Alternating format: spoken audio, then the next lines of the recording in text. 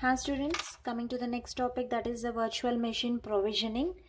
So how we are going to provide a virtual machine concept in our systems. So a server provisioning is defined.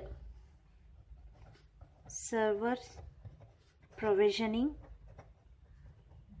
So let us take that virtual machine as a server. So the server provisioning is defining server's configuration,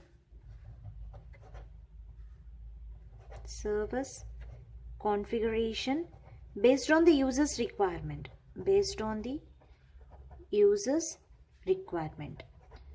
So whatever the users means the people who are using the systems, not only your personal system, say whatever the concept you are taking the cloud also, the server provisioning here is defining the server's configuration. It is going to configure the servers based on the user's requirement. So the different the configurations that takes place on hardware parts like CPU, RAM, storage, network, etc. So we are going to decide whatever the hardware you want, whatever the CPU you want, whatever the how much the RAM capacity you want, and what type of storage you want. So you can configure. Means the configuration is completely based on the user's requirement, and the provisions is also here completely based on the user's requirement. And we can think about the operating systems also. The operating system configuration is based on the user's requirement, like which type of operating systems you want to be installed. And the applications also. In the application area also, you can install and you can configure whatever the facilities that you need on the applications.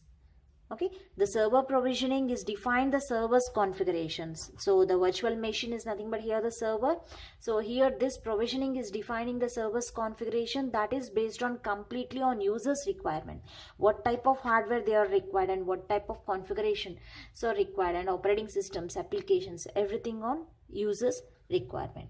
Now let's see the provisioning life cycle. How the provisioning life cycle will be look like. Virtual machine provisioning life cycle.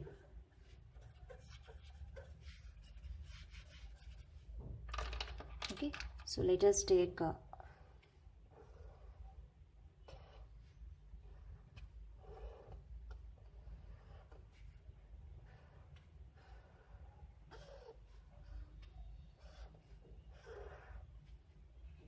so here it's a release virtual machine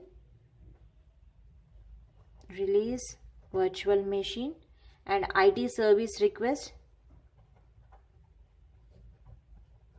I'm dividing it to the complete life cycle into different parts.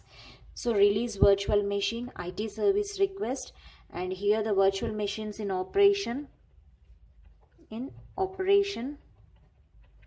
and here the virtual machine provision is giving.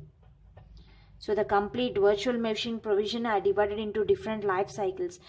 At one stage how the virtual machine is provided, at another stage how the virtual machine will be acting, like that. Okay, and here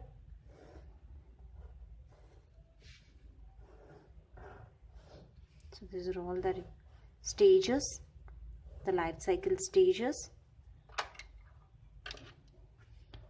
This is a requirement analysis. At the stage of requirement analysis, the starting it is the virtual machine provision is here the IT service request. So not the user.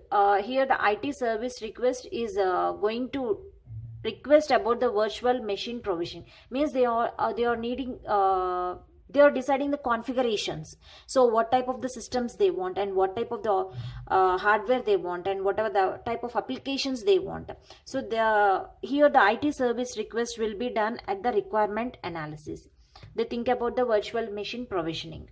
And next, virtual machine provision. So it is they allotted after thinking, they decided what type of virtual machine provisions they want.